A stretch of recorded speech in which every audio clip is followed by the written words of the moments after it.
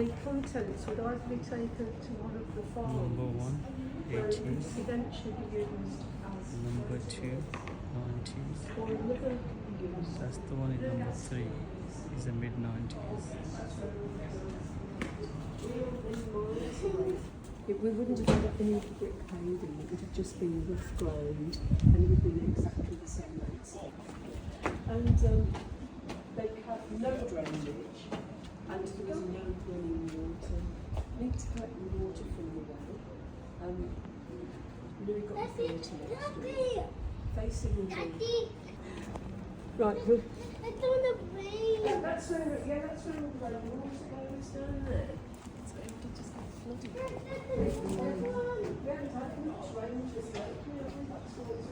can't see any water at all. And that one either. So but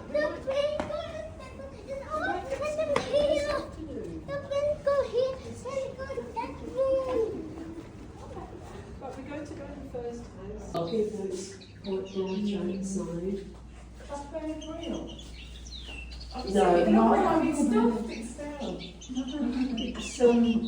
Ever so many people ask that. Now that's would have sort of been a pet.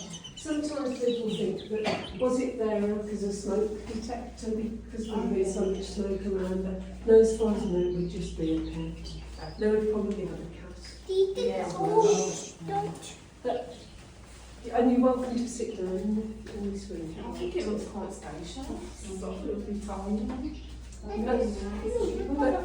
this was built as the family home. Yeah. The line, the houses get smaller. And I don't really notice, you think, I know the first time I ever came on a tour, I thought, it's a bit posh actually. Yeah, I thought it looks quite nice. I was expecting it to work. But the families that we're talking about today were all skilled people.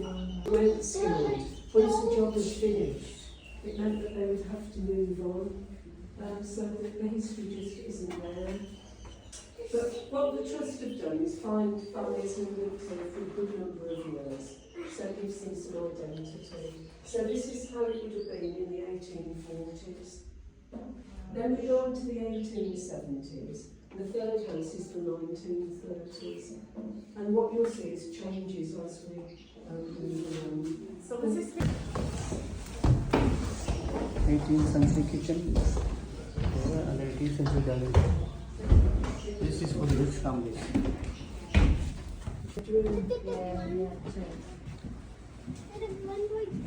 Yeah, we need that for when it gets hot. Yeah, this is where the daughter would sleep in. At that time, you can sit on that chair if you want to. Those little girls would share a bedroom with mum and dad, and then the boys would have another room. So a lot of the back-to-backs were just one of the one down in those cases.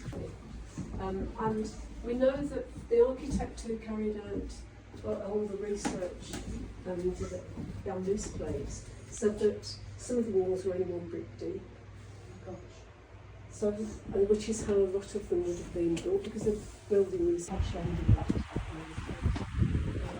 And we've got this rather posh bed as well. It's called a half tester. Now we know that it's the sort that the family had because the historian who did research. So that's the 18th century bedroom for rich people. So that's for like a. These are the clothes.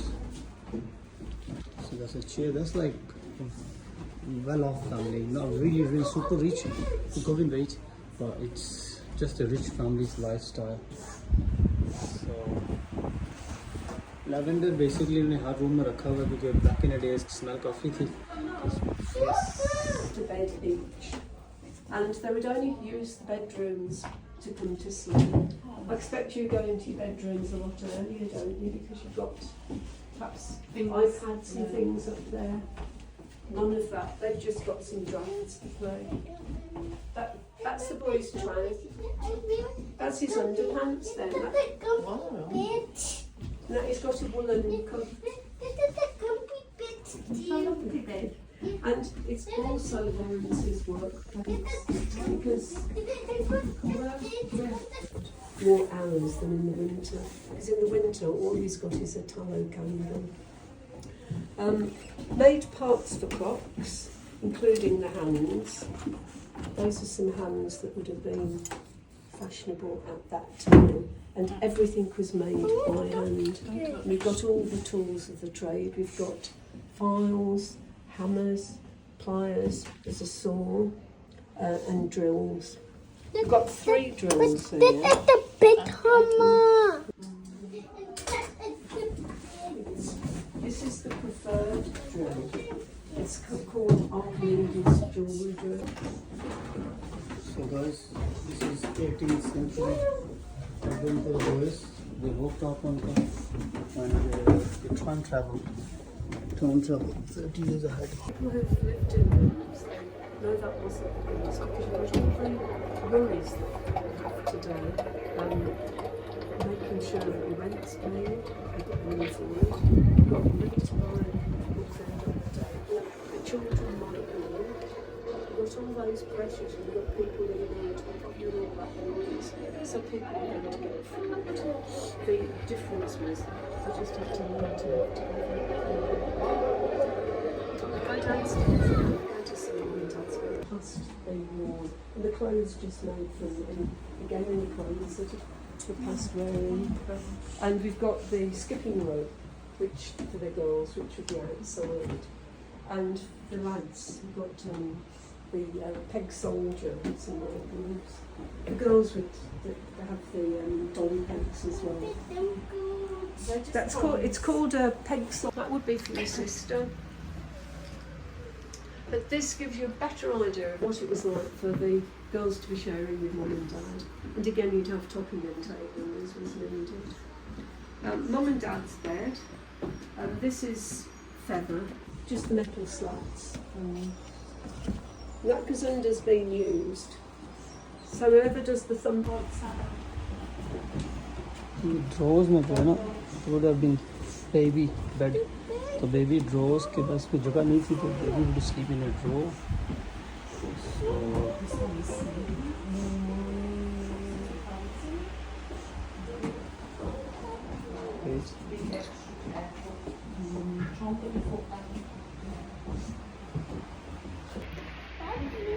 I hope you guys are having a fun, enjoying back to back. Please stay with us. Now that is the size of all the sculleries now. So you can tell there's no space in there for working. One advantage that it's got is we've now got a crock sink in there as opposed to the red one. Yeah. But no workspace and just that tiny shelf for storage. So Anne is definitely going to have to go down to the ballroom each morning to do the shopping. Now we're getting to the time as well where Birmingham gets a supply of fresh water. Now that's going to come to us all the way from the Elan Valley in Wales, which is a distance of 70 miles, so that's absolutely fantastic Victorian engineering. And we've still got the same supply, relation and for supply. So he wouldn't have any work done until he felt sure that he was going to be able to cover that cost in the rent. But again, we're looking at stew-type meals because meat was so expensive.